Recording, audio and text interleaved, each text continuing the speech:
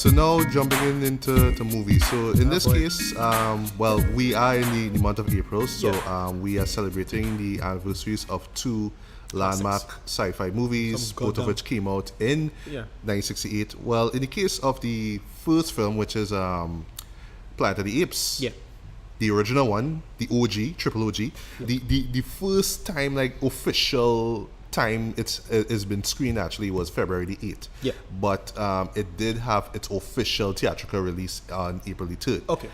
Same day, actually, we also had the premiere, well, the United States premiere actually of another classic sci-fi film by the name of 2001 Space Odyssey.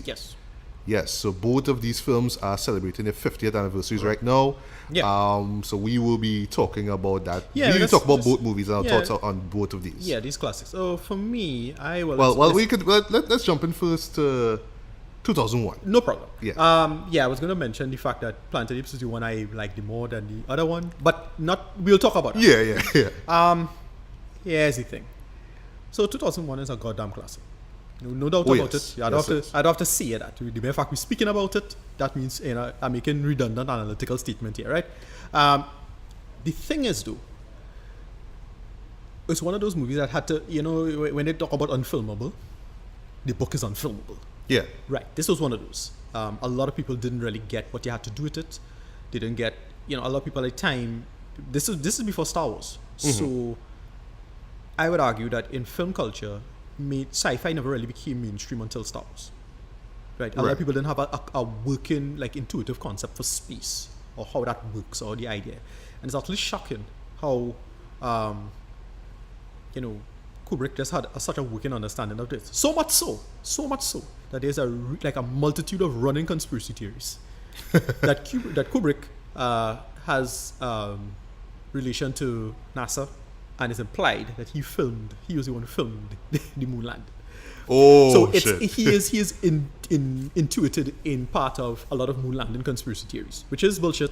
Most moon landing, almost all is bullshit, I would argue. Virtually all. Yeah. You could find probably a couple of things that, they kind of do this maybe, but it wasn't like, anything close to what you making it out to be. But what ended up happening is that it's implied that he did have lenses from NASA. So what I think is true. That might be true. I'm not sure. But I think it's have no way to verify. I don't know if somebody could correct me and tell me, you're talking bullshit. But from what I understand, he had some connection to NASA in working. But in the case of 2001, it's, Arthur C. Clarke. Well, as you mentioned his name, right? Because I know you are, a sci-fi literature nerd, right? So what is your thoughts? Okay, so I'm saying this because for one thing, I am a huge Stanley Kubrick fan. For those who don't know, I think he is the GOD, the greatest director of all time, in my opinion, right? So I do have the Kubrick box set. No problem. Which also has the Stanley Kubrick A Life in Pictures, which is the movie the documentary came out in 2001, which ironically, right, which was 2 years after his death. That was right before the release of his final film, Eyes Wide Shut. Right. It was narrated by Tom Cruise, who also starred in Eyes Wide Shut. And there was an interview with Arthur C. Clarke. Yeah. And there was a moment where he was talking about the concept, or one of the concepts he had in mind for 2001, which was for every human being, there's like X amount of ghosts, and eventually there's like a planet for us, or it could reach a level. So he goes these real highfalutin kind of stuff there. So what is your thoughts on him as a writer? No, right. So Clarke is opposed. Okay, here's the thing. I gotta straight up say it. This is something I know I'm knocking my fellow sci-fi writers down a little peg, but a lot of sci-fi authors can't write. They can't write well. And what I mean by that? Why? Too much concepts and the problem is that they don't know how. Here's the problem. Sci-fi is a weird space in the sense that you need an engineering brain to solve the problem, right?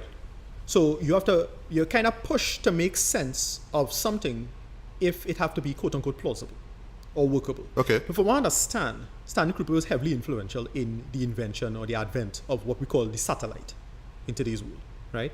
The idea of how you're going to use satellites to communicate. Because originally, and again, this is the history as I remember it, somebody could please correct me and call me on my bullshit if I'm talking it, but if I remember correctly, the original idea to communicate across the planet was towers, right? Just big towers like how we have a cell tower nowadays. Yeah. Just a bunch of big towers to bounce around stuff, and that's how it's gonna be.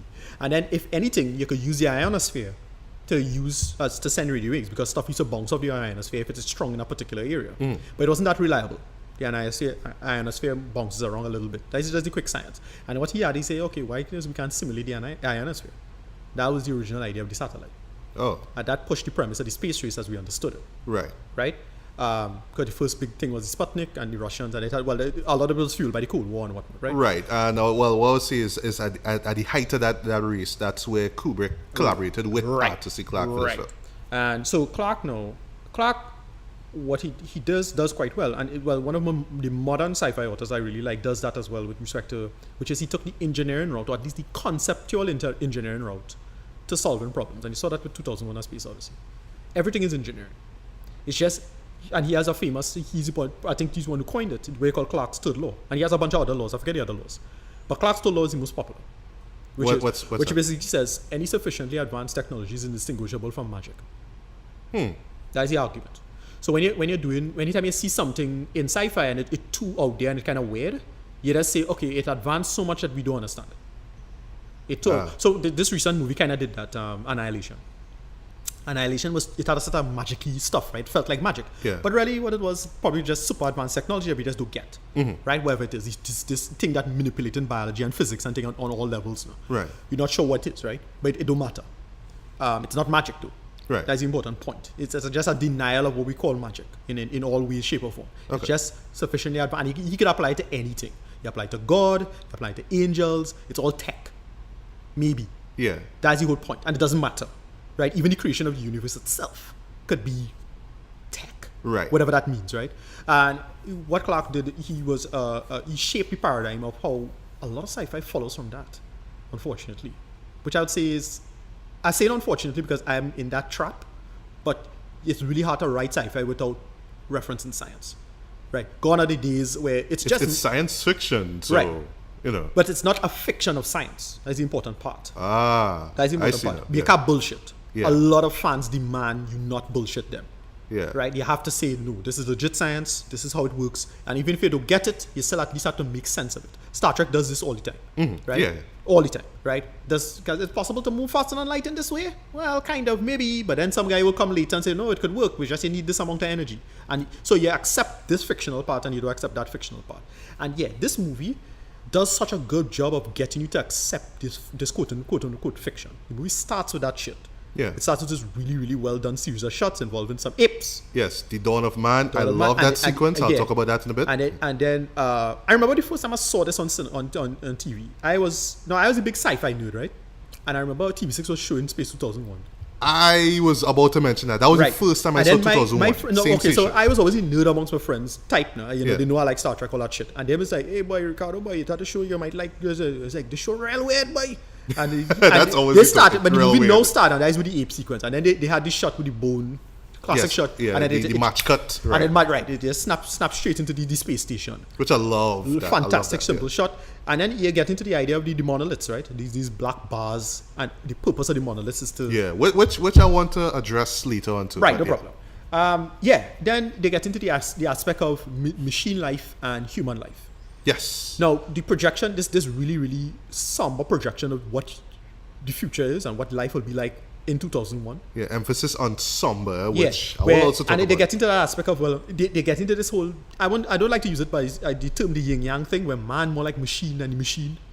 And then the machine making decisions because it's smarter, but only because man fucking up. And it's like, wait, the machine better in this situation because it actually making the right decisions. Yes, yes. And it gets into that, and it's like, oh, okay, this gets into the mechanical mind of the man, and the only one who seems to have a quote-unquote soul is the machine. Yes. And it gets into that. World building, simply fantastic. A lot of people didn't get that you could rotate a space station and that'll be gravity. Yeah. As a kid, I didn't get that at all. I was like, wait, when you swing, it's like when you swing around a yo-yo or something. Oh shit, that's the same idea. Okay. And this long before I knew what centrifugal and centripetal force was. All right, clever. Then they get into the Star Child stuff and the ending. Yeah. That's not what they talk about. That's the weirdness, right? Yeah. Then they get into, we got on the moon and it had a second monolith. It's like, oh shit, there's somebody waiting for us and helping us out. Then they follow up from the sequels of 2010. Yeah, the year we made contact, which I have seen, but I don't remember a single thing about it. Yeah. I was wondering if I should watch it. It's not for that the review, good. I was Yeah, you don't need to. Yeah. And then they have the book. I don't think they ever made a movie out of it, but they made the book 2001. This is when. Oh, really? Yeah, this is when they go really, really far, and you really get to see what where Clark carries the argument, its logical conclusions. Clark himself had a handful of little troublesome history in his own life.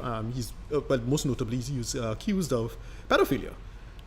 What? Yeah, it's kind of fucked up. So when he was supposed to be knighted, because he's still artist. Yeah, he is, right? sir, yes. Right, when he was about to be knighted, that came up. And the idea was, okay, like check, because he went to Sri Lanka, and he's living in Sri Lanka for the rest of his life, and it's implied he used to like Sri Lankan boys, and that was a whole conspiracy theory about him, and he's accused of this. And yeah, they check it out. That would kind of explain that sort of Buddhist statue that was behind him in the interview. He lives here. He lived in, I think, if I remember correctly, he lived in Sri Lanka for a whole chunk of his life, his latter life, in his ending years. Okay. But he was accused of that. He was more or less cleared as far as I know. So it was just, anybody who raised it is BS, kind of bullshitting, and just, drudging up bullshit. Right. From what I understand. As far as I know, that stuff if it would have come out, it would have come out blind or full, and it was largely debunked for the most part. I mean, again, these things, you could never really suss it out entirely, unfortunately.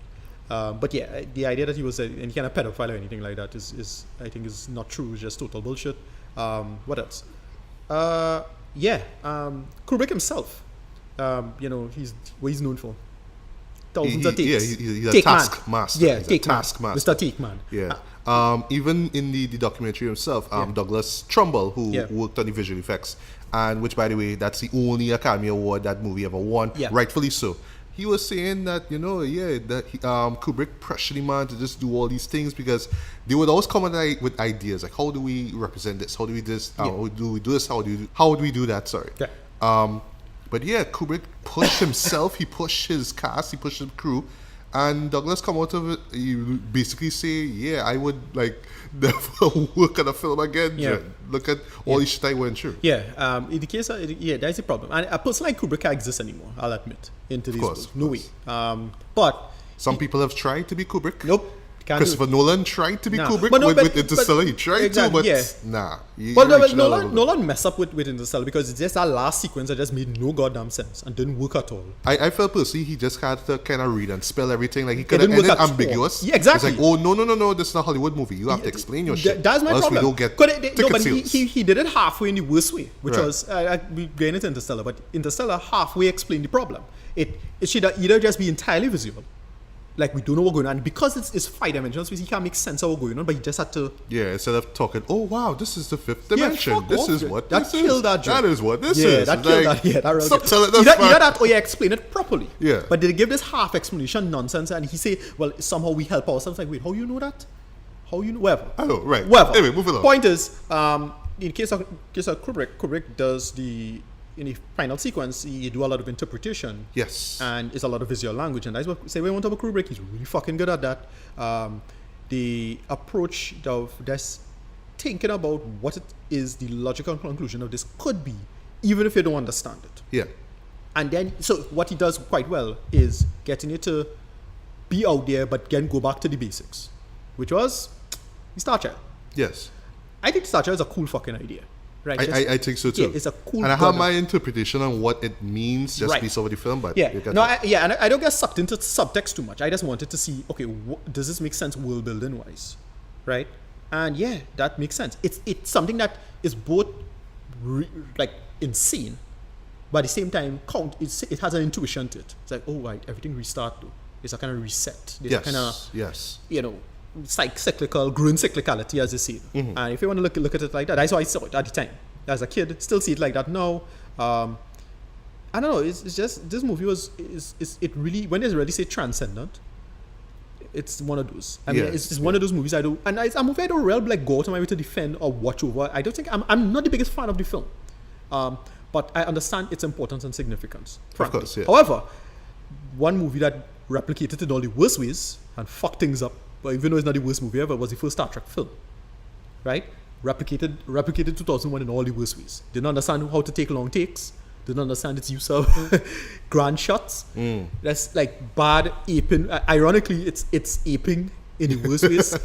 how to cargo call 2001. That's the problem. Right. Anyway, that's my last take on that. Okay. Why these movies work so well. So before I get into my thoughts and my little notes, because I rewatched the film, because I'm a Kubrick fan and all that kind of stuff. Just a little backstory on 2001, right? So of course this is right after this came out in 1968. So this was roughly 4 years after the release of another popular film of his, and one of my personal favorites, Dr. Strangelove, Right. or How I Learned to Stop Worrying and Love the Bomb. Both movies took a good while for me to grow on me, especially Dr. Strangelove, because I remember seeing it and not really finding it that funny. Right. Like, it's a dark comedy, it's a black comedy, yes, but Right. I find it played itself too serious. Right. But then the more I watch, I realize, okay, well, this is like real silly when you think about it now. Right. But it's in an absurdly dark way, and I Yeah. was like, oh, now I get it. Right. Okay. So, with this movie here, just with Kubrick himself, because he took a long while to really establish himself as a filmmaker, right?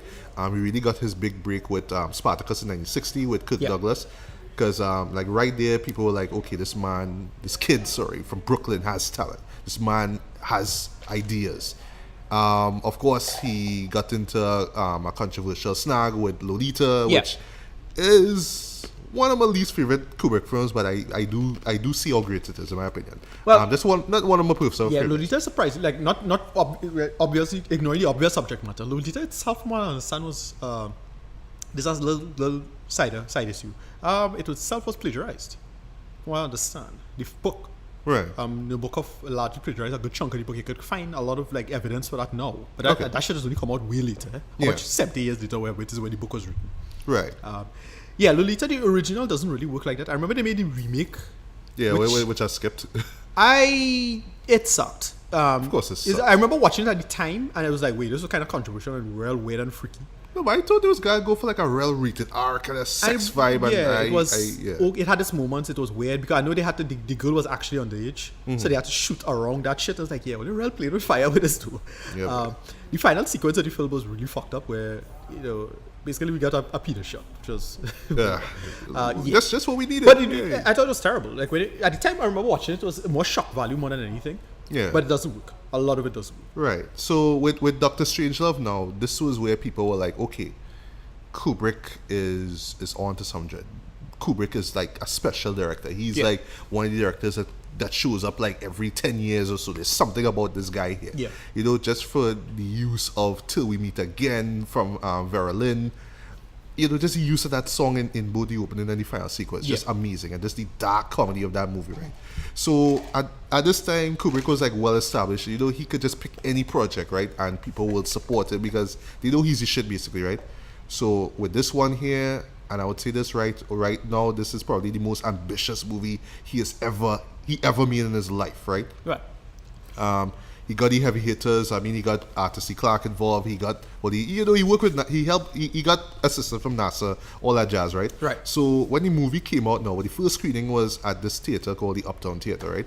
Now, supposedly, according to Kubrick himself, that first screening had roughly 241 walkouts. But wow, people just did not understand this movie. They didn't give a shit about it. They just said, "Fuck this, go on." Wow. Right? And this real, I mean, of course, this pissed off Stanley, right? Right, of course, right. Pissed him off, right? But then later on, something weird happened.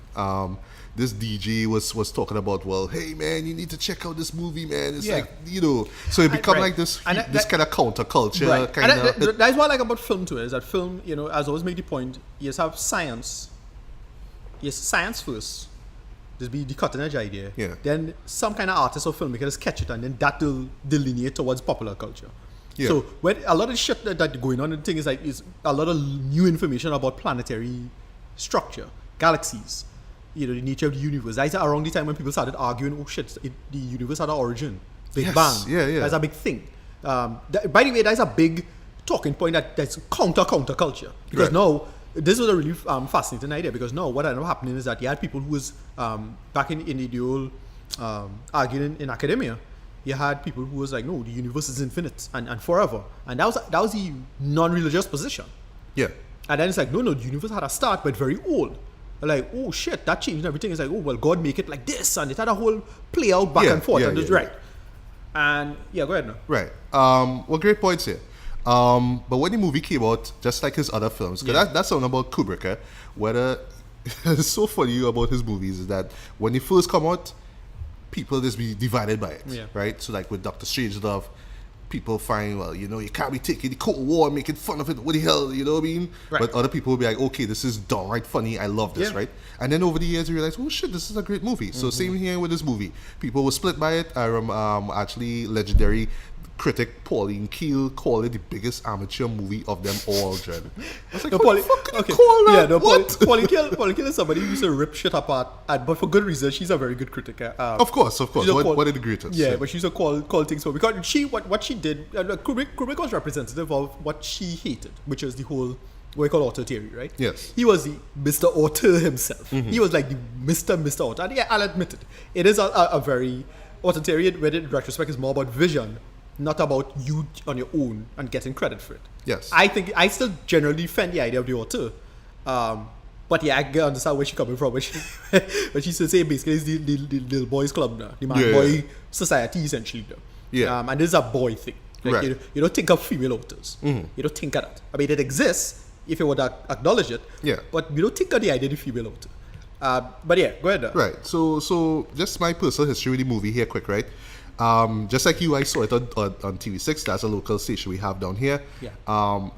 I'm still surprised to this day that they would actually show a movie like this. That's the thing. It always has people in TV6. Like, again, I suspect it's people who we know as in film today. It's just old film people who just say, look, see, you got to show this movie, you know. Yeah. And we can show it on a holiday, like on a Good Friday, so with nobody home. People who have a good sense of film in this country who still are wrong. I ain't going to call no names, but specific people who probably professors and teachers and so on. Yeah. So they say, look, we need to drop a high bad movie on these. Yeah, let me just show this. So I watched it there. Or the hoi polloi. Yeah, so I watched it. Of course, I didn't understand it, but I was amazed by the visuals. I love the music. I love the editing, which I'll get into as well, right?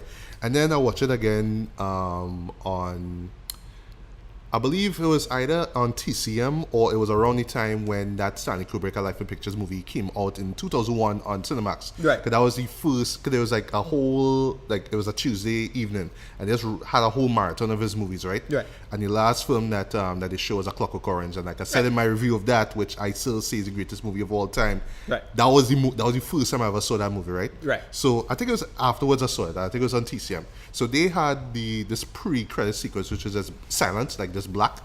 It wasn't silent, sorry, but he was hearing a piece of music being played, and then the intro starts up, right? And then they also had that intermission in between where the same music plays, and that music actually is what they played during the famous the Stargate sequence, which I'll talk about just now, right? Yeah. I remember that second time I was like, okay, this is something, I'm getting it now. And then the more I watch it now, the more I started to really love the film. And now, I think it's a masterpiece. Yeah. But I mean, it's admittedly is one of those shows you could say, yeah, of course it's a masterpiece. I mean, look at the visuals, look at the direction, all that kind of stuff. It's like an easy pick now. Yeah, exactly. No, people is bullshit after the fact, because what is end up happening is that you really don't get to approach what it is you're supposed to look for. That's it. And that's the thing with films like that. Films, that's as I always say, the problem with film is that you see the idea of trying to make film a science is that you're going to lose something. Film's supposed to operate more like alchemy than chemistry. Ooh. That's why I totally believe that. As in, it need to be accidental, it need to be random, they need to have it be more chaotic. One of these, look, I love the MCU films. I love, a lot of modern Hollywood. I do genuinely defend a lot of that shit. But they have a dark undertone to it. Yeah. Which is this similar, everything flattening itself out. It's being too similar, not shaking up the thing. Anything that truly kind of shake up you, when you think about it, not that subversive. Yeah. And it's art. It needs to be subversive. That's the thing. Well, good thing that you mentioned art, because as I started to grow up now, as I started to learn more about films and the possibility of films, right? Right. That's where I started to appreciate the movie more. I saw it more of an art film, Yeah. But not a pretentious, highfalutin one, but exactly. more like, I have an idea. This is my canvas. I'm putting it out there. Yeah. You could interpret it however you want to, but that's the point of it. It's an experience. It's not meant to more or less tell you every single thing. You have to watch it and you get what it is you get out of it. That's all there is to it. And I thought that was brave though. Like I love films that could actually do that and just be so much more than that. You know what I mean? So, I mean, for right off the bat, this movie is just a milestone. It's just so groundbreaking in terms of just the visuals, the use of music, which I'll talk about as well. Yeah. Just everything about it, even from a direct editing perspective. Yeah. So I just want to talk just briefly about the certain segments of it, because it is segmented, right? So you don't have man sequence, right? Just the movie not even going into space yet and showing you, okay, this is where man started from, right? One thing that caught me, that I picked up on when I watched it recently, is the use of cross dissolves, and there are lots of cross dissolves used in this sequence. But anyway, that is where all of my editing skills come from. Straight up cross dissolve. I love a cross dissolve. Sorry, that cross dissolves, my bad. What? Dip to blacks. Oh no, okay. Yeah, dip to black. I Right? use a lot of those. Yeah, so, but to me, it's not like, how I saw it, it was more like every shot, like every time it dips to black, it's always like, all right, folks, take note of what happened. Right, exactly. There's a point to this. Yeah. Perfect example, like when you see the apes and you see how the community are, there's one shot where a tiger attacks, and then it just dips to black. And then the following scene is them like hiding in this cave, and you're hearing the tiger growling behind, and then dips to black again. So it's showing how their lives is, which is okay. It's fair and all that kind of stuff. They have rival tribes attacking them and stuff, but they don't really attack. They just shout at each other, and then the monolith appears. Yeah. And the music that they use here, boy, which was, I read it out here, right? The Requiem for soprano, mezzo soprano, 2 mixed choirs and orchestra, performed by Gregory Ligeti. Right. Probably one of the most haunting ass things I've heard ever in a movie, right? And one thing that I always liked about it, like one thing I always noticed, is that it always ends with a shot where it's looking up at the sky, and you're seeing the sun and you're seeing the moon behind it. Yeah. So it's that whole theme of alignment which you see in the third act, which I'll get into, right? And then afterwards, once that monolith shows, something happens, some evolution takes place. Yeah, and that is where one of the apes discovers this bone, from one of the, I think it's a tapir or whatever it is that dies, right? So he realizes, oh shit, if I hit this thing, okay, I could do that. And now I can use this to hunt. It's like this big revelation. You're right, the origin of consciousness, as we understand. Right. That's the implication. And then, of course, they use that famous song, also Sprak Zarathustra. That's Sprak, Yeah, if I pronounce it wrong, forgive me, right? AKA the Ric Flair song. Yeah. And I don't know, it's just like every time it's played, it's just so majestic, but something about that just hit your heart, but it's something so powerful. It's just like, yes, you know what I mean, when he's hitting that thing, which is a famous shot. But in true Kubrick fashion, what I like is that he shows the flip side to it. And this was always a theme with his movies, right? Where it's always about the dark side of man. You know, why do we... There's always this darkness inside of us. So what is it? He always tries to explore it. So yes, now I have this bone, and now I can use this to hunt, and now we can eat and stuff. But hey, here's the rival tribe show up now. Right. Licks. And you wanna come on, you wanna come to my watering hole? Oh no, fuck that shit. I'll kick your ass. Pop, pop, pop, pop. There's even one shot where one of them grab the bone and legit just beat the shit out of one of them on the ground. Like, pop, pop, pop, pop. And I was thinking about that shot from Full Metal Jacket where you had Vincent D'Onofrio's character, where he was tied up to the bed and then they just hit him with the soaps and stuff. That same kind of shot, man. Like how torturous that felt. Yeah. So the second sequence, though, well, yes, and just for general, I love the framing of the shots. I love the cinematography here. Yeah. I love the editing. It just works, though. But you know, they do set up that whole theme of good and evil. You know, creation and destruction, right?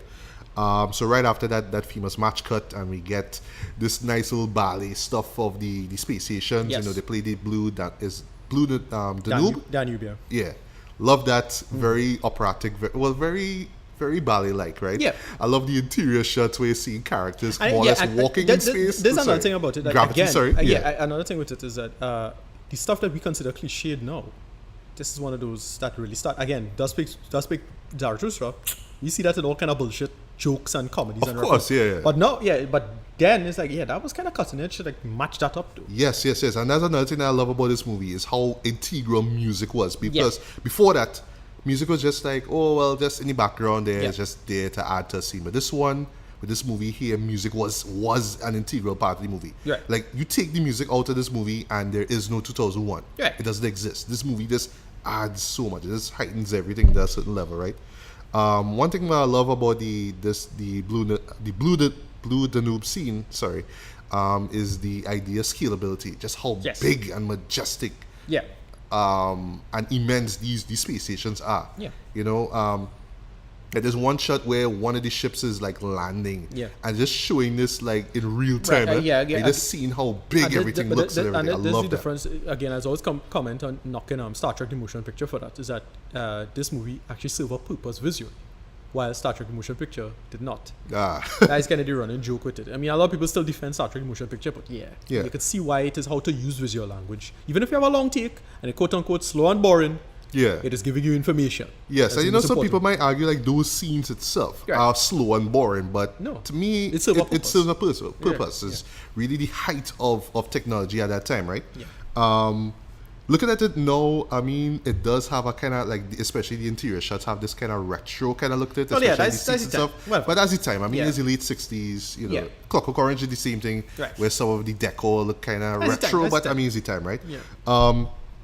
What was interesting is that we are introduced to the character of Haywood Floyd. Yes. And we assume that he is the main protagonist of the film, but actually, no, he is not. Yeah. I love the scene where he's talking to his daughter, who actually is Stanley's real life daughter, Right. like when she was young. Because like he's talking to her over like this video phone, whatever it is, right? And she's responding, but like this part is like, "What are you doing?" And she's like, "Playing." You know what I mean? Like it's her birthday basically, Yeah. right? So he's in space, she's over there, and instantly you see that disconnect between the two of them. Yeah. Like he's in this rotated space station. She's on Earth, you know, having a birthday, but her dad isn't there, right? And in true Kubrick irony, I love where he says, "So what would you like for your birthday?" A telephone. Right. Just so subtle there, but I just love how brilliant that is, right? So right there, oh yes, and shout out to Panam. Yeah, a lot of Panam yeah. images. Panam was a thing, yeah. Right. So while he is in that station, he learns about this monolith. The same monolith shows up in the planet Clavius. I think Right. that's what you call it, right? So he now goes on this expedition. Right. there So to what happens is investigate. If I remember correctly, they found the second monolith essentially. Yeah. So Earth had one, and then the Moon has another one. And Yes. that's kind of the implication is that you reach a certain point, you Yes. had to get to this point to Yeah. reference. Yeah. Before I forget though, there are some creative like camera shots that they use. Like for one thing, they do use some rotating sets Yeah. for some scenes. Like there's one scene where the flight attendant is doing a 360. So like she walks into like this rotating thing. Yeah. And then she goes to the right hand side and then walks around, does a Right. 360 and goes into a compartment Right. on the left Got hand the side. whole thing rotating, yeah. And to me, I still watch that to this day, like, how the fuck did they do this? Yeah. Like seriously, how they do that shit though? And then of course we get to the Clavius scene, and Yeah. you know the same music plays, and then but what was really interesting is when they started to take pictures, like you know, portrait shots of themselves in front of the monolith. That's where you hear this kind of ear-piercing sound, and then it Right. just cuts to the next shot, which is the Jupiter mission, right? Right. And here is where the story really begins, where we see the space station Discovery 1. Of course, and this is right at the 54-minute marker, so I'm Yeah. like, wow, okay, this is where we going. This has one of the best songs, probably my favorite musical composition of all in this movie, and that is forgive me if I pronounce this wrong, the Guyane Ballet Suite, Adiago. Right. This is my personal favorite. I love it. I mean, it's beautiful, everything's so gorgeous, but it has this real sad, melancholy vibe to it now. Right. And then when you go into the interiors, and it's basically 5 guys inside it. 5 guys, and of course HAL 9000, which we'll Yes. talk about. So 3 of the 5 guys are in cryo sleep. And these 2 guys, David Bowman, who is played by Keir Dullea, who I believe will be appearing in Fahrenheit 451, the HBO version. The and new one Frank with Cool, Michael B. Jordan and Michael Jordan. Yeah, so they are the 2 guys there. But when you look at the interiors themselves, it feels like especially with that sad violin music in the background. Like they are lonely. They're up there by themselves. They have nobody really to talk to. Yeah. And this relationship between the two, like they're working on this project together, but I don't see a camaraderie between the two. It's just like, I'll work with you, whatever. Right. They seem distant, right? And the music best emphasizes that. Yeah. I love the shot where they explain it in the movie too, in the documentary, where David is running down what seems to be like this kind of like a Ferris wheel kind of thing. Like right. the ship is revolving, and that section where he's running, it's like just him running and working out, right? Right. It seems like he's just running up and exercise, around yeah. and around like that. I love that. And just the use of the music there was just so powerful to me.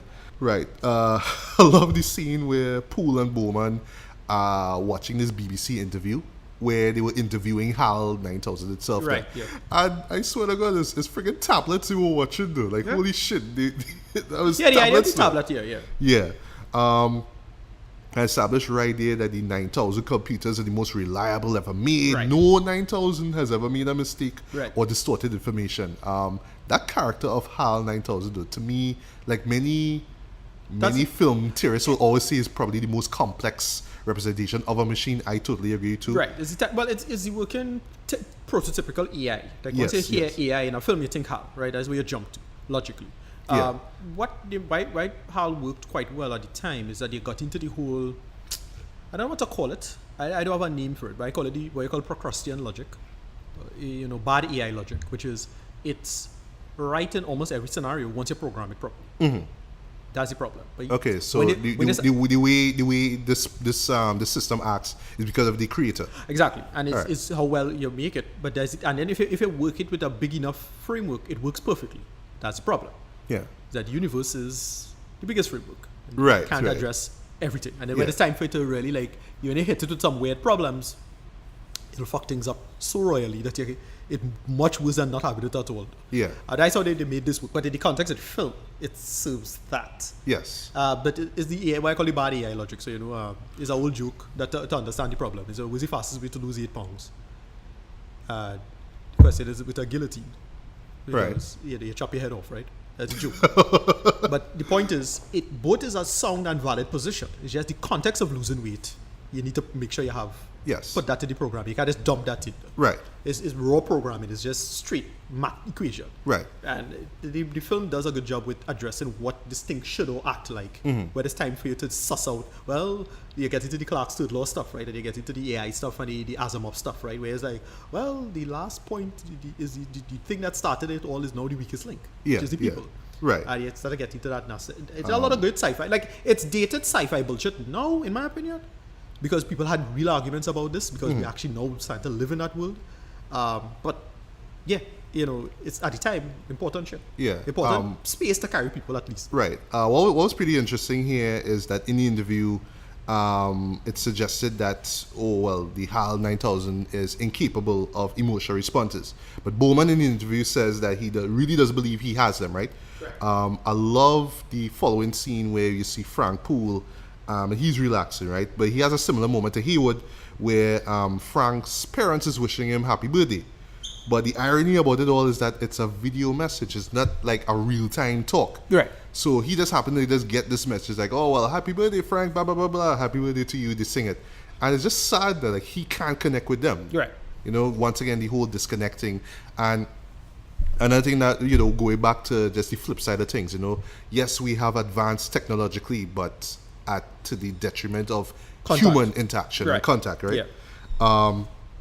So eventually with this section here, which is pretty much the most important part of this movie, the main focus of the movie here, right? So Hal is concerned about the Discovery 1's mission. He finds everything is so clandestine and secretive, and he has this kind of like, he's not sure about what's going on, and he expresses this to David. He talks to David a lot. It's just like, all right, I know everything was all kept hush-hush, but I have a feeling something's not right here. Right. I'm not sure why. Maybe I'm not supposed to be thinking like this because I'm a machine, but I can't help it, right? Right. And one thing, this is like for younger heads, you might get turned off by this, but I love how Kubrick was just like, here's what, right? This is an experience here. even if I have to show you the sequence play out in real time and then running slow as molasses, Yeah. you are going to sit through this. So the part where they have to repair the satellite in the ship, I believe Right. it's a satellite or some that's feeling part. a long scene. And it's just this long thing with them going into the ship and you're hearing the breathing, Yeah. and it just plays out like that, Dread. I'm like directors don't do this, Dread. Can Yeah. you be thinking about Them the days done. audience and attention span? Yeah, It's them just days fuck done. that, Them Dread. days done. Yeah, and I mean it's intentionally slow pace, Yeah. but I love how it builds atmosphere. I mean it's space, damn it. I mean Yeah. everything that happens is quick, right? Space big and Come on, slow. yeah. Yeah. The shocking part that this is where it actually leads to the intermission is where David and Frank are skeptical about Hal. They think Right. something's up with him. And yeah, he read the lips to it. It's like, oh shit. And then of course Frank is killed.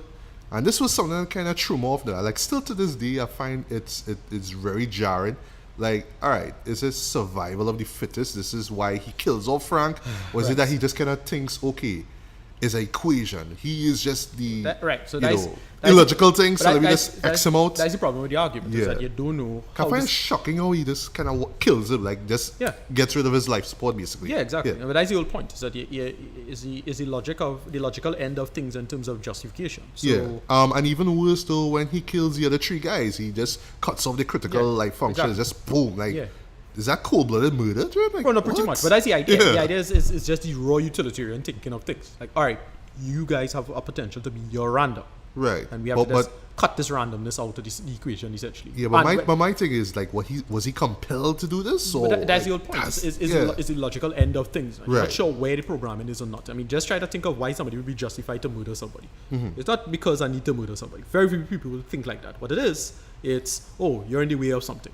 Right. And I need to justify why it is you're doing this or the other. Or you're a problem that I need to solve or address.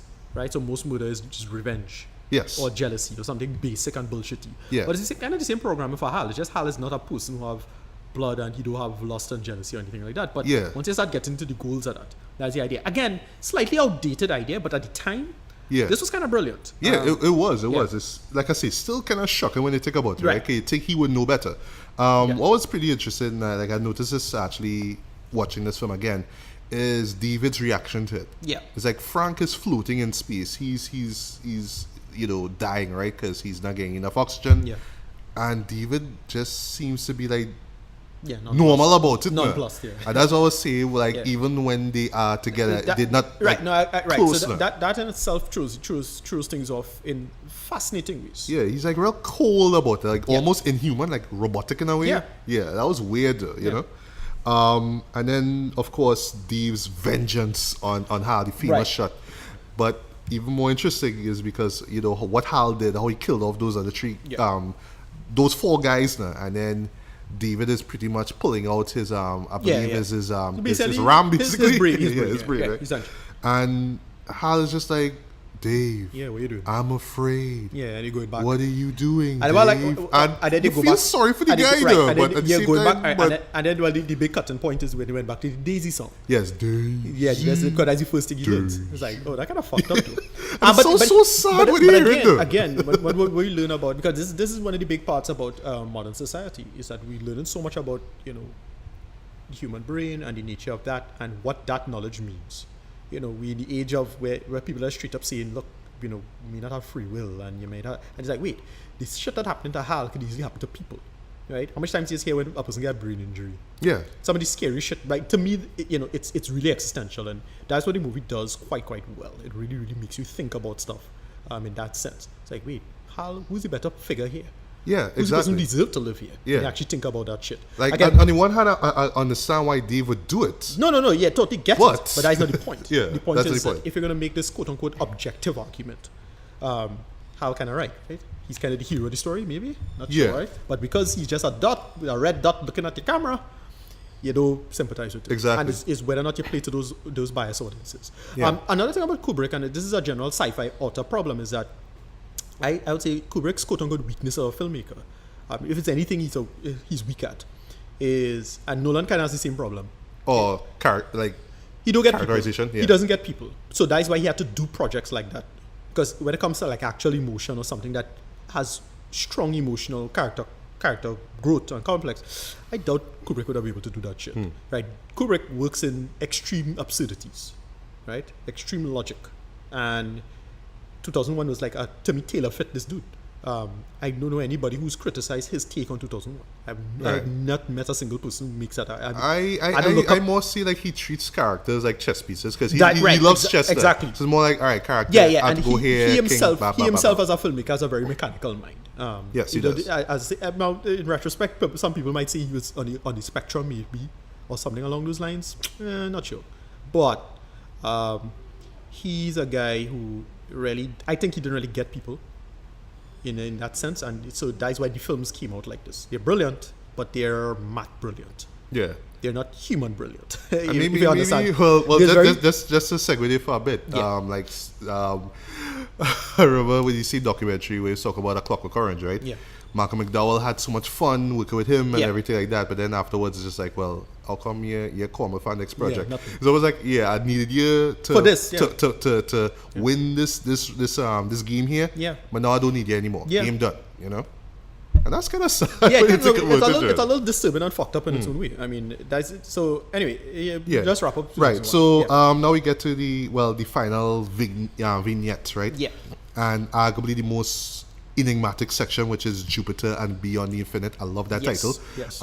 So after Dave learns about this the presence of this monolith in Jupiter, Yeah. so it's based off the beacon that was sent for Right. the moon years ago. Yeah. So this whole thing basically plays like a silent film, right? So in a way, kind of goes back to the dawn of man, except we're not hearing any guttural sounds, or whatever, right? But it's just mostly music and silence, right? And was like just visually, you see the monolith kind of appears when there's like a alignment of the planets. Right. So I'm assuming that so every time there's an alignment, the monolith shows up, and then some big evolution takes place. So I just look at it as just kind of stepping stones for the supposed creators or whoever the designers are. I mean, it's just the convenience of it all. It can't just be but that's like the point. random. But It has to be at an event. They just kind of like whoever the people who build the monolith, whoever they are, so these super advanced aliens, right? Yeah. They just gotta work in. Again, you could get into this big debate about determinism now. Yeah. Where it's like, oh well, we just expect. This is like we watching all this, like watching plants grow something. You know, we just seeing you play out because from our perspective, you're just like you're so simple that you have no freedom in this situation, right? Yeah. You have freedom only with that level, but you don't have freedom in the grander scheme. We have freedom, or we kind of have freedom in that sense. And that's So kind of like Neo and the Architect. a little bit, it has a little bit right. That whole planning. Yeah, you think you're in control. No, right, exactly. You that. That's what it was. So it's like, okay, apes, you're kind of smart. All right, like put this, let us stick our finger, God sticking his finger into the universe. Okay, make you a little smarter. Then you reach this level with the moon, wake you up a little bit. Next step. Next step, right. We just crank up it a little bit, and then when you reach to Jupiter, crank it up a little bit. Yeah. Artistic Clarke also references this thing I like, which is do not go to Europa. I think that's the old line. I forget where this. I think it's Clarke who did that. If somebody can remember, because I haven't read these books in such a long time. Okay. I think it's do not go to Europa because the whole point is the implication is that life is also there, and they don't want humans fucking that up. That's the and well, there's a lot of evidence that the Europa. Again, this is real cosmological understanding and discovery. That I think Europa, has water. Right. Or something along the lines. It's just too cool. Or it has something along the lines. Or I think it's methane oceans or something like that, where early life could have evolved, quote unquote. That's a big part of this too. The advent and rise of the theory of evolution in popular culture. Because again, scientists and people always had these arguments in education, but in popular culture, it's something that never took off. Right. It was still 6,000 years ago stuff, right? Yeah. And nope, this movie just boom, slam that in your face. Now, something just little nitpick, right? Yeah. It's easy for people to say, well, it's a psychedelic movie and you need to get high to watch that. No. But my argument is that all the weird shit basically happens at that third act, basically. So it's like what? You just have to stay normal, and then when that sequence come, you had to that's something I always hate. This one you had to get high to enjoy. Yeah, not for a movie like this, man. It's the exact opposite. Is that this movie does it for you? Yeah, you don't need to do that shit. The whole point is that you can just sit, soda and a popcorn, and you're fine. Yeah, We're going to take you on this trip. One of the reasons that, even though I don't think he's that great of a filmmaker, the other person I like referencing when it comes to the whole getting people high without getting people high is Alejandro Jodorowsky. Same shit. Hey, again high, but I didn't really take anything. So how come what's going on here? It's the same thing. Yeah. Right. So why I say that now is because Kubrick, boy, that man was just like holding back. It's like, I have an ace, and then he drop it, boom, with that Stargate sequence, which is done through slit scan photography. It's like an experimental technique that he used. Yeah, at the time. Yeah. But to this day, it's still one of the most incredible things I have ever seen in my life. People have tried to replicate it, but nothing could beat the original. Right. My God, that's why the movie Interstellar disappointed me, because like visually the final sequence works so well, and I was watching that shit, and I was like, Dread, if this man wasn't fucking talking all the time, yes, it would have be so good, because it really got into that fractal. That last sequence in Interstellar, the fractal whole everything folding on itself stuff, which look awesome. So awesome, amazing. I was like, Dread, why does man have to be fucking talking all the time, Dread? This dumb because he thinks the audience is stupid and they won't understand it. Nolan, but I think Nolan is a man who don't need to do that shit. Like, dog, we already trust you. We already trust you. Yeah. You don't need to. Dude, you gave us Inception, Dread. We trust you, bro. We already trust you, brother. And he could have just. It was really a frustrating moment for me, because a movie I really.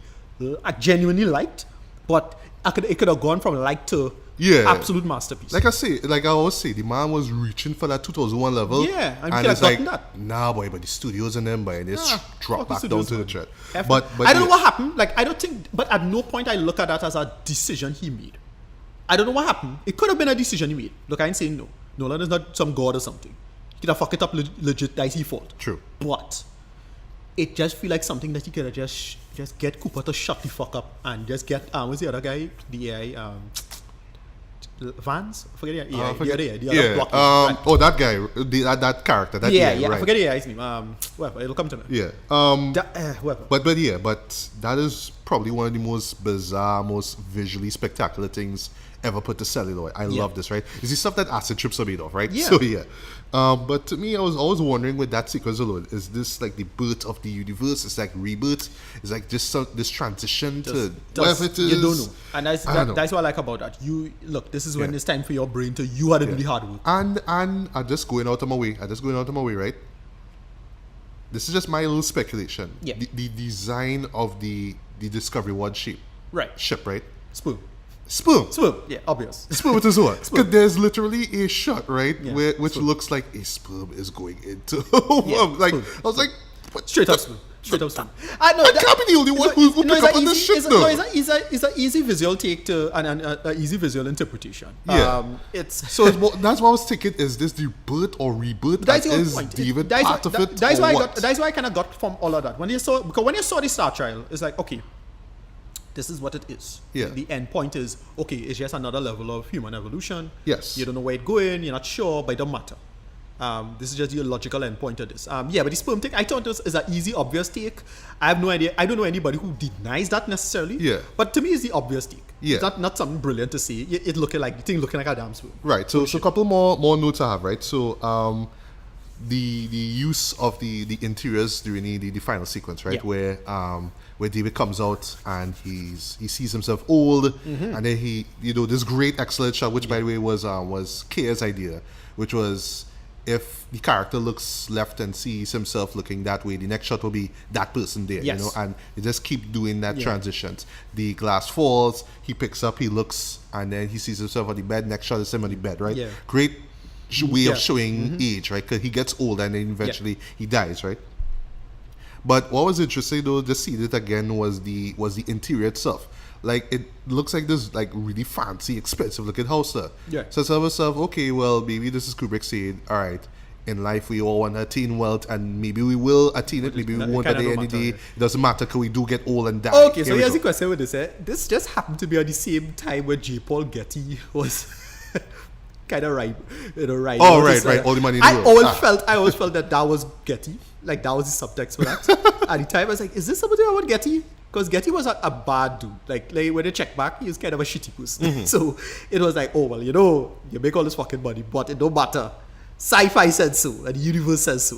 That kind of shit. I don't know. That's just how I felt with that, because the old guy interpretation thing was interesting. Yeah. And also, like, just to use a quote from another favorite movie of mine, which I also saw for the first time on TV6, Conan the Barbarian. Right. Max von Sydow said, when the throne room feels like a prison. Yes, right. So it's always like, yes, I have this mansion, But but right. it It's feels about like, price, yeah, yeah. it feels like a prison here. Yeah. He can't escape it because he's old. What more is there for him to do, right? Yeah. So yes, he gets old and he dies, and then the next evolution is him being the Star Child, and Yes. then of course we get the final shot of the Star Child more or less facing Earth. Yes. And I don't know, like, we could easily assume that, okay, this is the next evolution of this next evolution to occur in the universe. Yeah. Is this the death of man? Is this man becoming a planet? Which was something I think Arthur C. Clarke was hinting at, Right. that would happen one day. That kind of thing. that's But another this last thing I'll say about C. Clarke himself. Right. So for him, he always regarded the future as unknowable, and this Right. movie kind of really depicted that now, Yeah. where this could be the possibility, but we don't know. Maybe, Right.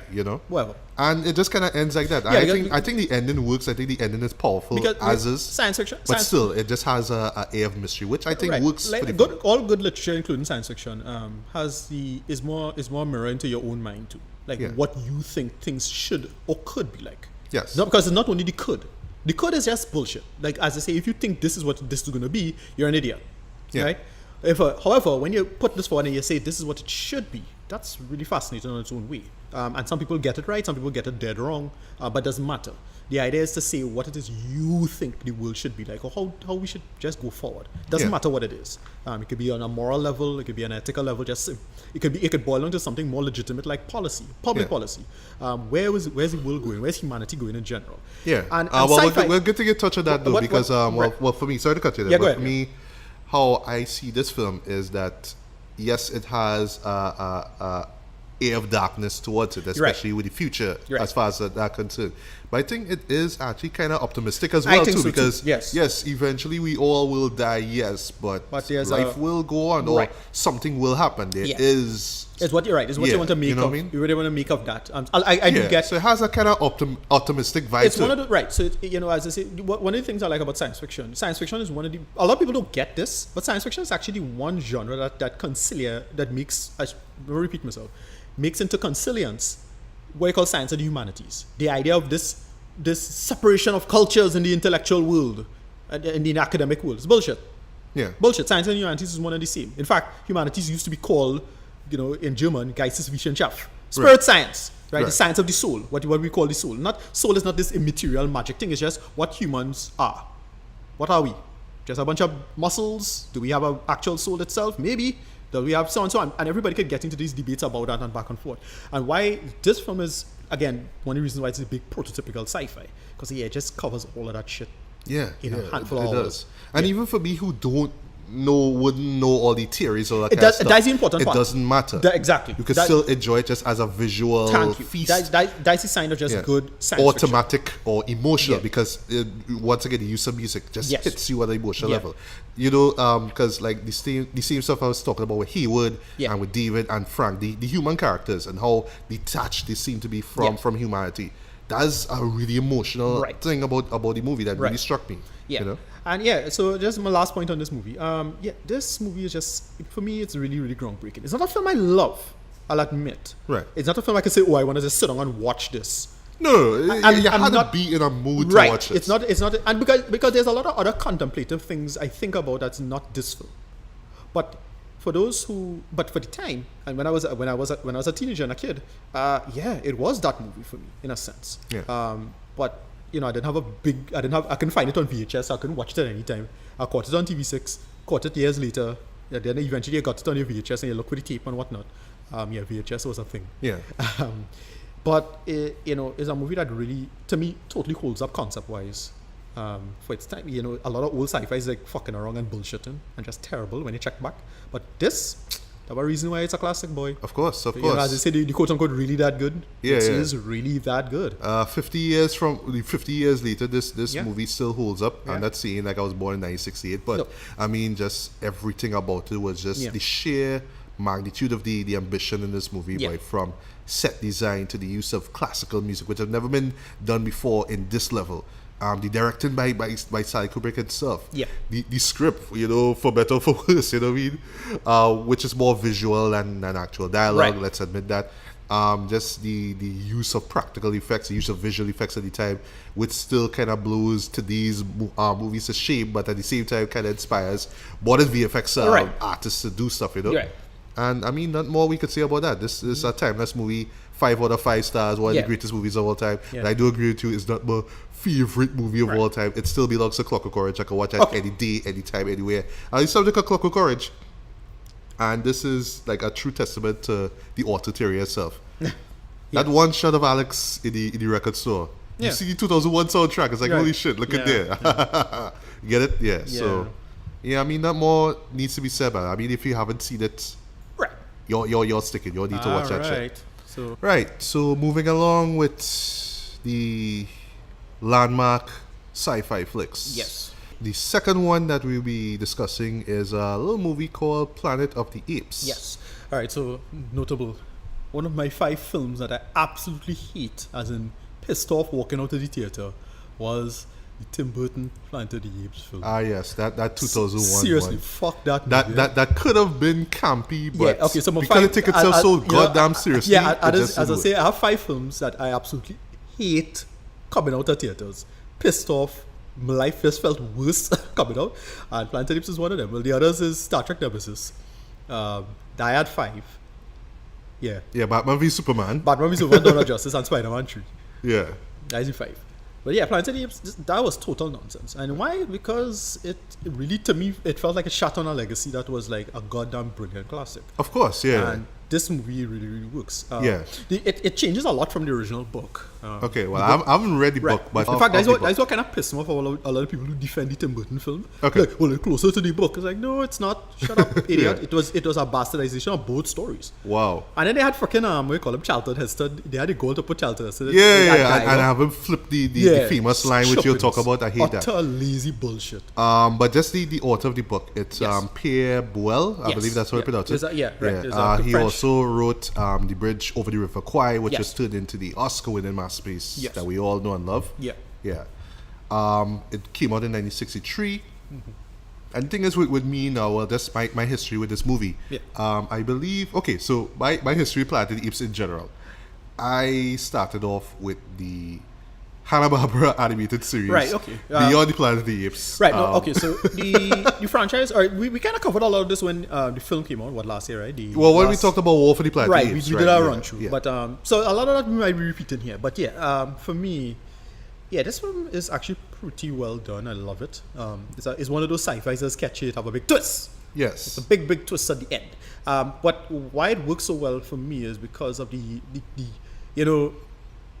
okay, so this is again much like with how Ting has a working cynicism towards it that turns into optimism. Right, 2001. 2001. This is kind of the opposite. This has a cynicism that turns to duty and almost input us towards solving a problem, investing in that cynicism, and then it goes straight back to fucking cynicism at the end. Yeah, yeah. And that's what made this movie work. This is Charlton Heston playing Turner. Yes. He plays one sec. Right, he plays Taylor actually. Sorry. Right? Fuck that up. Yeah. So him and 3 other astronauts, right? 2 with the other 2 are male and 1 is female. Right. So they it's just Right, more or so less like an expedition. But the space. implication is that they're just going off, and again, Taylor does it because he's really misanthropic. It's Yes, established yes. early on. He really doesn't like fucking people. Yeah, like in that opening sequence where he's just talking to himself Yeah. and smoking a cigar, it's just Yeah. like, well, he's more like contemplating on how fucked up humans are. Yeah. And if there's a possibility that we could become better, if Right. there's, you know what I mean, if there's Right, like a and- higher level of right, humans and then out so there. he goes off. This is probably the big drive of why it is he becomes an astronaut. It's really, really clever how they do that. Like again, much like how 2001 did quote unquote cutting edge ideas. Again, this was before Star Wars. They did the idea of faster than light, relativity, right? Moving faster than the speed faster of than light. light, right? And the idea of special relativity and general relativity. Yeah. Being applied in science fiction. Again, this is new Yeah. stuff. No. So what it does quite well is Right. that it gets in. So this is the big well, we could spoil the story. I think we could spoil Of it. course. Well, you go ahead and just run through the story. Right. No, I'm not I'll run through the follow. whole story. Just spoiling the one of the impetus. You think, oh, well, that means that they went to this alien planet. Because that's what the story is. Yeah, because why else would there be Right. Plan. like dominant apes Right. who talk and But subservient But that's kind of humans who don't? But I kind of sold out the scenario. It's like, wait, if it's a different planet, how come things so kind of similar? Something's going on. Not sure. Anywho, movie plays itself out quite well. Taylor gets captured Yes. along with his friends. Then his friends gets brain. Well, all right. Right, one gets killed. One's get killed, and Right. it's implied that maybe they stuffed him and put him in an exhibition, Right. which is really disturbing when you Right. think about it. And then the other one gets his And the brain. other one gets a lobotomy, yeah, which gets is brain like, scooped out. jeez. Yeah. Right. And then Taylor, what happens is that Taylor gets hit in the throat. So Yeah. How ironic. Ha ha ha. right, so Yeah. unfortunately he can't speak for a good chunk of the film. Then he gets healed by some decent medicine by what's her name? Zera. Yeah, Zira and Cornelius. And, yeah. Right. Well, Zira and Galen actually, they are the couple. Right. Cornelius is the one that they're working for, and he's all Right. like, Sorry. "Well, you know, they're still humans, Right, and right, don't right. trust humans, blah blah blah." Right. Right. Right. And then I think they were engaged. I think. Yeah, they were. Right. Yeah. Then the big climax is that he started learning about something weird with this human in the society. Something Yeah. weird with him doing things. And there was a cave, and Right. there was some bones. No, and stuff like- right. So you learn that after, but the thing is, yeah, something weird with this human. So he's so smart. How you doing Oh, things right, kind of talking weird. about And Taylor, yeah. then at the end, he speaks. Yes. Coming on in the middle of the film, there's a big climax. And Get they're you like, down. "Oh, holy shit!" Right. Everybody shit their pants. They can't believe what went down there. And then, Dr. Zayas now, they get into the idea of the nature of religion and knowledge. Yes, which I want to touch on. Right. And then yes. the aspect of society and how that plays itself out in really, really interesting and fascinating ways. For its time, it's quite good. Yes. Yeah, again, I keep saying for its time, but yeah, a lot of it's still quite prescient and works quite well today. I mean, Yeah. it still works anyway. And that's the big reveal at the end now is when you're thinking, all right, well, you think it's an alien planet, you know what's going on. It's like the final shot is, oh shit, still it all along. And Yeah, the final shot- half of the Statue of Liberty. And then of course, you had Taylor's final Right. final lines. It's like, you finally did it. yeah, you blew it up. Yeah, you maniacs, you blew it all up. God damn you Right. all to hell. And you understand how come they couldn't get from point A to point B. Why they live in a certain area? Because the nuclear bomb, that is where a bomb was. So it was too irradiated and they were kind of slightly outside of there. And Yeah. that's where the land played itself out. It's unclear how far in the future it is, but it's implied like about 2,000 years. No, well, I think because when you were in the ship, I Right, believe it it was was- 24, 45 or something like that. Or something No, like that. they left present day in the story. Yeah, Well, they left in 1972. 1972. Right, but the point is, they're not sure how. I didn't get how far it was. Did they say Okay, that? I think it was either 200 or 2,000 years Okay, into no, the right, future. with respect to the relativity, you're saying how this is how much time we was traveling, which was 18 months for their time. But I think, yeah, they say, well, if it this time, it could be this time. I think that was the case. So, yeah, so I probably count. I always forget how much time passed. It doesn't matter.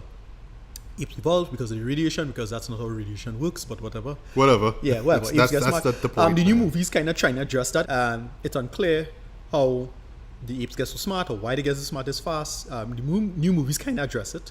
Yeah. By explaining and reformatting it. It's not radiation.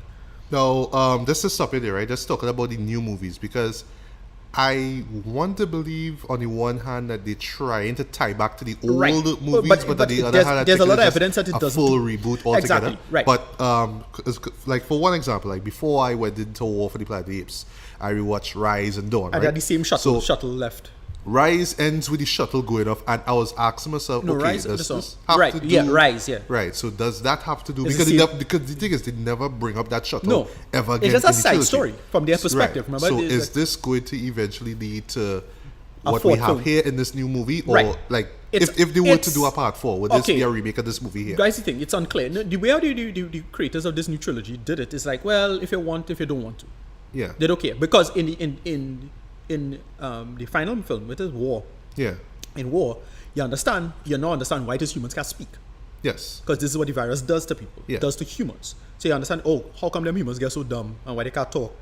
Because they can't talk to each other at all, and something happening to their brain, and they Yeah. They so- never addressed it in this movie here. It was like No. an evolutionary mistake or Right, something. but that's the thing. So it's like, why humans get so dumb if you think about it? And it's implied something happened and it's a virus and they're not sure what went down and blah, blah, blah, blah. The sequels to this movie is generally much weaker on average. Like almost all of them are I terrible. heard Beneath is actually the better of What? the others. The second? The second one, I think. No, the second one terrible. It's a really clunky film. Which one was the best? Guys, out of them? Battle, I think, is the one with basically the I think it starts with a B. Is either beneath or battle? Battle, right. So Right. that's the fourth one. That is where you see the sun.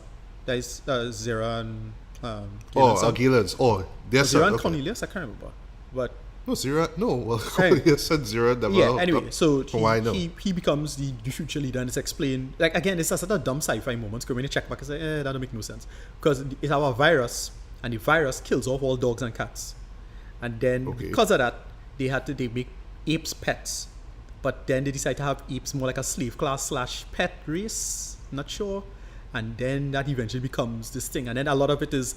It's supposed to be really like shocking at the time, so it was supposed to be mirroring the Watts riots. Right. And that was the whole thing about that. So it was like, you'd have this uncomfortable narrative about apes being A black people little kind of too heavy. right. But it's really largely in good faith, like what it does with it. So it's not like too uncomfortable or too much of a problem. But yeah, you could see people like abusing that shit. But this first film, I think a lot of it holds up in its significant way, mostly because of Charlton Heston.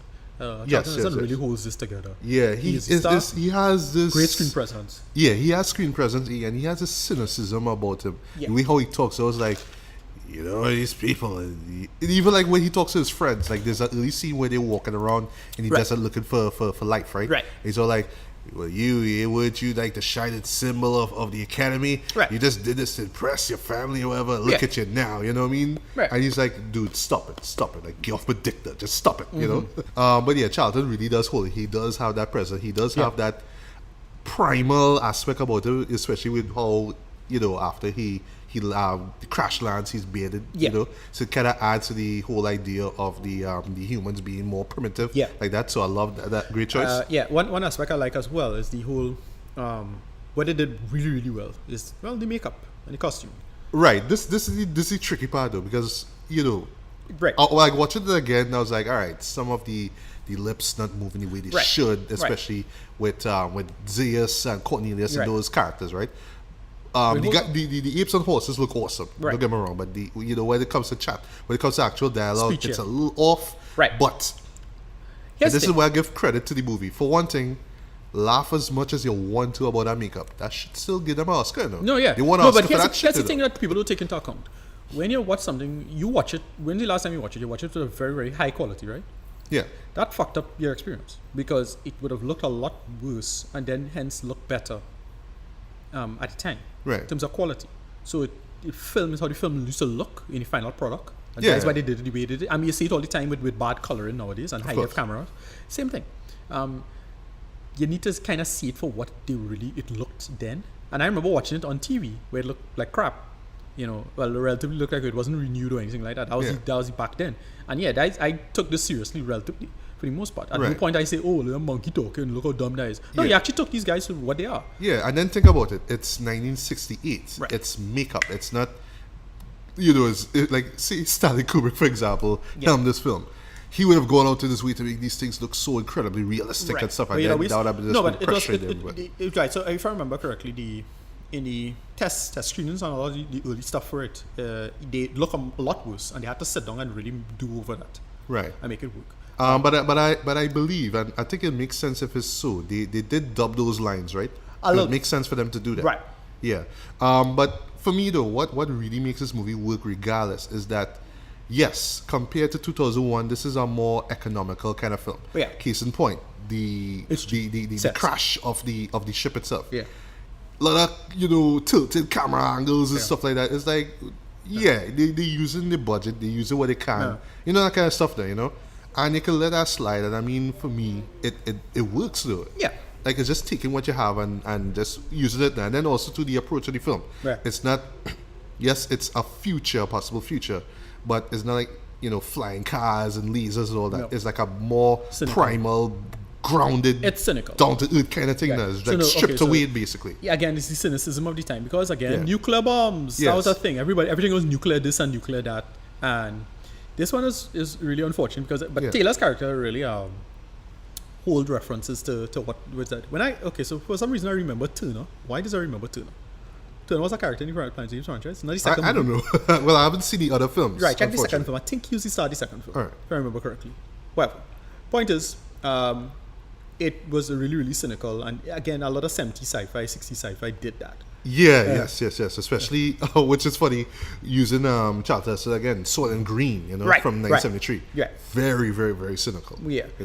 It's at the time. This is when all of the very dystopic approaches to science in the future came about. So I think around this time with Sword and Green, that is when China started a one-child policy. Oh, okay. Think so, if I remember correctly. So all of that little shit started playing out in the world view, and then with Cold War was just going terribly for most people. Right. So all of that was just feeding into a lot of the negativity. I forget what was the name of the movie that has always slipped my mind, the nuclear bomb movie, or what will happen if we get hit from a nuke. The Idiots still? No. The Day After. The Day After, yes. Right. Yes. That fed into a lot of how this played itself out in terms of like what nuclear apocalypse is going to be. Right. And this film really, really did that. So when Charlton Heston was like so damn cynical, he was talking about that shit, right? Yeah. And that's what he was kind of referencing and making claims about. Right. But one thing though, what really impressed me seeing this again is how intellectual this movie is, because yes, from first glance, it feels like a spectacle, like a popcorn movie now. But it's when these characters, you can laugh at the makeup all you want. Right. It's when they actually talk and when they actually explain what they have to say. It's like, this is some deep intellectual shit here, but I was really feeling it. And for its time, it's just so amazing that they could be, despite the very far-fetched premise, really ask some profound questions. Right, but the first film does that much better than the sequels. The sequels are stupid as hell. Because they get caught up in their own sci-fi bullshit instead of just having one simple sci-fi premise, which is the relativity, and they make that work. Which is, they didn't go to another planet. They just made a big loop at the speed of light, and then they end up hundreds of years later. That was it. But with this film, why this film works in that sense is that they just say, okay, this is a commentary. It's a straightforward commentary. We're not going to make it smart. But then when they do, they flip it back and say, okay, what we're going to do with this without beating you over the head with it. Yes. And so that's why they get into to be one of the most interesting characters in the series, the whole series, but just this movie in particular, Dr. Zaius. Yes. Right? Yeah, probably the standout character in this entire movie. Right. And he when you really work out what he did. Now, one of my favorite parts of the movie is the ending when they read Caesar's speech about humanity. It's like, oh shit, that was brutal. God damn, Caesar. Caesar just says straight up, say, man will make a desert of his home and then you'll make a desert of yours. It's like, God damn, Caesar. It's a great line. And that's one thing I thought they would have done in these new movies. Like I thought he would have had a speech moment like that in war at least. And we didn't really get that. That's what and then they kill him off. I was like, wait, why Caesar shouldn't die? That's why I'm not sure if it's the new or the old now. Right. Because Caesar dies at the end. And I was like, no, but he doesn't die. He actually raises their society and flourishes. I mean, from a trilogy perspective, it works that he would die. Although I still find that, okay, so you wait until they actually reach to paradise. That would make no sense. Then as soon as you reach, that's when you die. It's like kind of cliche. Like, no, but I know, but he hide. But on the character of Zaius, though, what was interesting is when they make out that he was, I believe what they call it, the Fate. Yeah. So he was both scientist and he was both science and religion. Right. And to me now, just looking at this movie, I felt that the movie was just more or less saying that it's these two things that really brought the world down to where it was. Okay. So science, that's one thing. So science for one thing, nuclear bomb and what happened and all that stuff. Religion on the other hand, and I was seeing the parallels. You notice the first raid by the apes on the humans. Yeah. Very much like, Native Americans and cowboys, right? That kind of thing, And you could go further and think about like the Holocaust and Nazis and Jews, but even though like on the one hand it could just be like with the Holocaust, one group wiping out another group. Right. They see this race as inferior, so they wipe them out, right? But the other hand is, okay, these are primitives. We are going to get them. Right. We are going to use. We're going to be the saviors. We're going to use religion to sway them. And if they want to run, we shoot them. We enslave them, kind of stuff. Right. So it's more or less kind of saying to me how I saw it that both of these two things more or less will bring down our society and the world in general. Right. It's a double subtext in that sense. But in the case of in the religion, they say, all right, we need to just maintain. There's the whole point of the noble line. Right. I understand, yeah. Right, and the big part of the noble lie is that they have to sell, you have to keep selling that humans are inferior to apes. You have to sell that.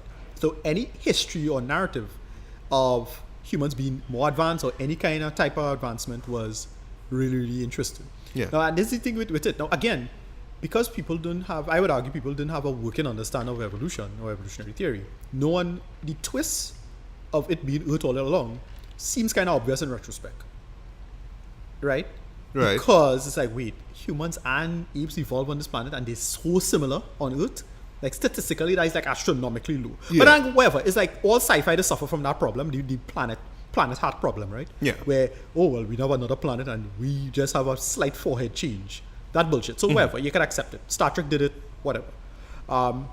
This now, when they had to sell the story now of the multiple, what humans could be, and it's a past civilization of advanced humans, because you find a doll, Yes. right, as a big cell, and it's like, oh, it have a talking doll. You could make a talking doll.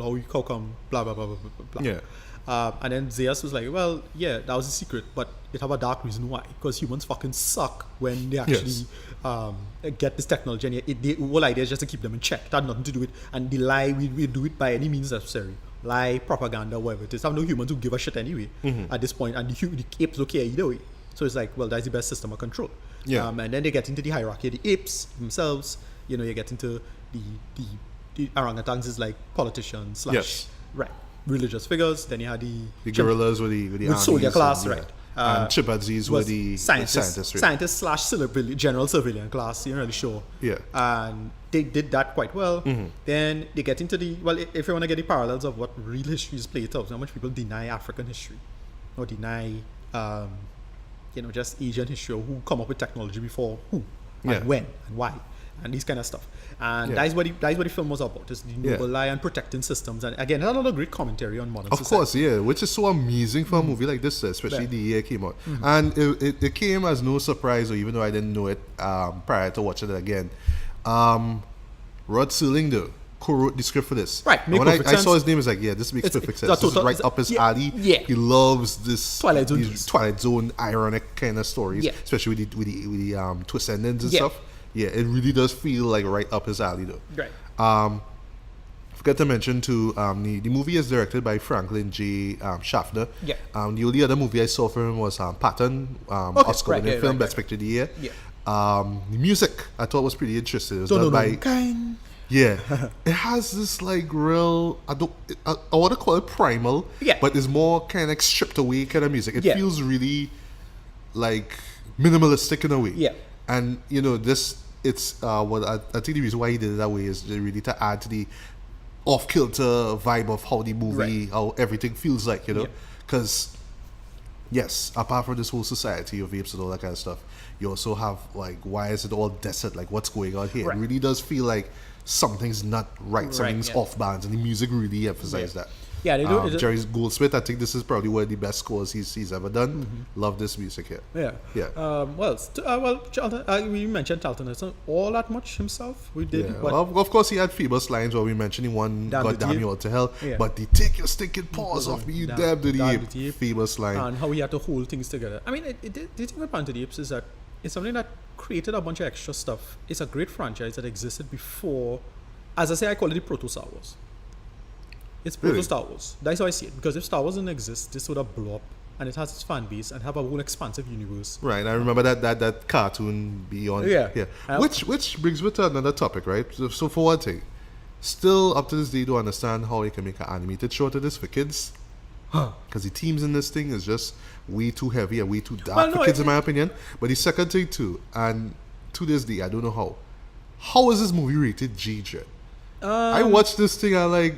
There's some disturbing stuff in this movie. That's the thing. It's like this should be a PG at least. Not the MPA for what it was. I don't think they had any big set of nudity in it particularly. Well, you do see some a little shaky breast. No. You see not frontal nudity, but you do see the asses of of Charter. So the two guys when that's one thing, right? And then also, well, I find that the raid on the on the tribe of humans a little not quick too violent, but I want to slap a PG rated on that. It is kind of it's at the time. I don't know for its time. Yeah. Right. You see, MPA, is a big hypocritical organization anyway. So and then also just how complex the story is, just how heavy the themes are. And it's just like, you really want to show kids this? Like, I kids don't know. not gonna understand I mean, what's going on here. I get your Come point, on. I suppose. Yeah. I mean, I Slap a PG rated. Right. Yeah. Whatever. Solid Green get a PG. Well, no, but that's You know, different. so- I mean, you go Solid Green. Yeah, When you yeah. hear what's going on, Solid Green, it's so gross now. So Yeah. whatever. And a majority of those sci-fi flicks used to get slap at a PG or, Right. or R, you know? Like Right. Silent Running, Logan's Run, slap a PG, you know what I Right. mean? Let's say give it that R, but Right. a G, nah, man. Yeah. Nah. As a working template of a film, it was huge.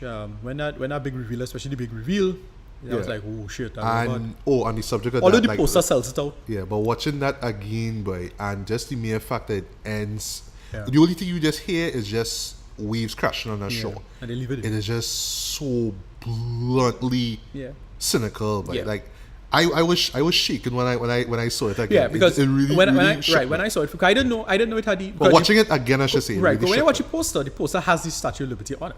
Yeah, so that but they sells didn't out really the story. pick up on it. Oh, Right. yeah. I remember I saw this movie blind as a kid. Right. I remember I remember I had a earache. Bad earache. I don't know what happened, like a severe infection. So I had to stay home. Okay. Right. And that's basically what it was. I went to the doctor, came back, get a little whatever the medicine for the ear. And I think my dad was like, all right, you stay home and chill out and watch some TV. And then you saw it there. That's the first time I saw Planet All right. And I it just ran I saw cable. it on sci-fi. It's Cinemax. Yeah, and I make a mistake actually. It's Return to the Planet Apes. That was the name of the animated show. That Right. used to show at a point in time USC used to show like Action these old Extreme. 70s cartoons. Gigantor. Yeah, I remember. that was one of the shows that they had. Yeah, Yeah. I remember. Yeah, these used to show old sci-fi. Right, Yeah, I know. but for some reason I never watched the other 4 movies because I just Yeah. heard that they weren't all that good. Okay, And then so I'll say the 2001 remake or bullshit from Terrible. Tim Burton Fucking just kind of make me not care about it altogether. Yeah. I was just like, don't touch the original, yeah. please. No, the sequels are generally bad because the first one, this was Beneath the Planet of the Apes. That one kind of sucked. Like it was cool and it was interesting in some ways, but it was dumb. It was really like a bad. What was the problem with these movies? They just got too No, they pretentious. just were or really what? fucking lazy. They like if you think the budget was bad in this, the budget they really like started skimp on the budget for them sequels. Wow. Like real bad. What was wrong? What was going on with 20th Century Fox? Yeah, they're in right? business. But the budget was shit. Yeah. Like they really skimp on cut corners. Like, in my opinion, the lazy films are really bad. In my and opinion. then Star Wars come change everything. And then, Now we yeah, had to they blew dump it. money into Exactly. into But sci-fi no, the movies. second film was kind of cool. It had some interesting concepts and ideas. Like with the bomb, and it had basically the last nuclear bomb in the world, and some super smart humans existed protecting this bomb. They wished it bomb, and then Oh, I remember that premise. Yeah, and then Wish for the Taylor, Bomb. I think Taylor nuked the thing, and then everybody died on Earth except for the two Zera and right. Right. They escaped. Then the third film is when they went back into the past somehow. Again, this is when things started to get bullshitty now. Because this is where, okay, you can accept the relativity because relativities work when time going forward. But like how they going back in the past, whatever. Because Dumb. 70s. Because 70s, right. And they went back in the past and they went back and basically get to see the Earth as it is. Right. Back in the 1970s. So it was a kind of fish out of water story. Then they make it real super dark because, and then Ricardo Montalban was in it as a circus fella. And Really? he took care of the child because she was pregnant. And the idea was they hunt them down and kill them because they was hinting at, well, what kind of time? Where you come from exactly? And they said, you're not aliens, you're from the future. Mm-hmm. And then it's like, wait, so if you're from the future, then what happened to us? And them didn't want to tell that. No. That was kind of what was going on. So the son survived. And it ended up being this time loop bullshit because now the son is the same person who they reference as in Caesar. the first film. Oh. Right, that is Caesar, quote unquote, because they name him Caesar. Right. So it ended up being this time loop bullshit, whatever. Ugh. Then they did Battle of the Planet of the Apes, which was pretty cool. This is Caesar rising to power. He started to realize he's smarter than the average ape. And the same Ricardo Right, so inspiration for Rise of the Planet Apes, right, I and then guess. is the Ricardo Montalban now raised him outside of the system. That's how he was so smart and he could have learned. Also, he's playing the same character or a new character? Who Ricardo Montalban? Yeah. No, it's the same character. He's Okay. the guy who took him in as a baby. He found him at the end of the third film. Right. Then he died, and then Caesar rise up, and then they did this last movie. What was the name of the last movie, boy? All right, the last one was Battle for the Planet Apes. No, that's Battle. So which one is the one All before? right, there was Conquest. Conquest of the Planet Apes, right? So Well, Conquest Conquest is the came good- out before Battle. Right, Conquest is the good one.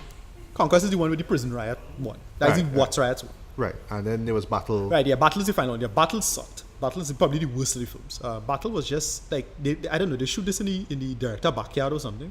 Wow. Some real easy bullshit. It's terrible. Huh. Whatever. It was basically a final battle where humans decided to fight alongside with some apes, and then some apes was fighting against bad apes. It was unclear, model nonsense. Anyway, But thank goodness we have War for the Planet Apes to make up for Anyway, all the that. final thing was when humans and apes live together, and they clearly changed the ending. and they had a certain thing, like it was supposed to be real bullshit, and it was also changed it where Caesar was supposed to be like real brutal. Right. And again, it was supposed to be a big black power kind of thing reference. It's like, no, all your humans is the worst thing ever, and you need to die. And then the studio came and said, no, Yeah, we can't too have much, that. yeah, And then, too no. much. Right. And Change that's basically our Reshoots. take on Planet of the Apes. I'm not that much analyze Yeah, in general. At least not that single film. Right. For me, I think it holds up Yeah, a lot. it's not a Just movie I mainly like. because of the subject matter. Yeah. Like you could talk. You could spend so much time. You could Yeah. criticize all the makeup and this. That's so funny and Charleston acting and all that kind of stuff. But really, the strength of the movie is in the script itself. Just the themes that they touch on, which was just really so complex. So that's the Yeah. kind of stuff they touch on, and really thought provoking as well, especially when it comes to religion and science. And then of course that ending just hits you so hard, but it's brutal. it really works. And yeah, it's generally a franchise I like. But yeah, it's Tim Burton fucked things up, but they bring it back with these new movies. Of course. Although I don't really- Thanks to Matt Reeves and the other Yeah. people involved. Even though I don't love the the War of Planet of the Apes. I love War. I find those really. I think it was like did the a lot right, perfect but I way to changed up end some stuff. it. Yeah. Whatever. Right. Okay, so for me, just to round things off, I still will give this a 4 out of 5. Yeah. This is really worth checking out. If you haven't seen it, give it a look. Please don't. I mean, you could giggle and laugh at the makeup, but yeah, that shit won an Oscar. So think about that for a minute before you Yeah. start cracking up with it. All right.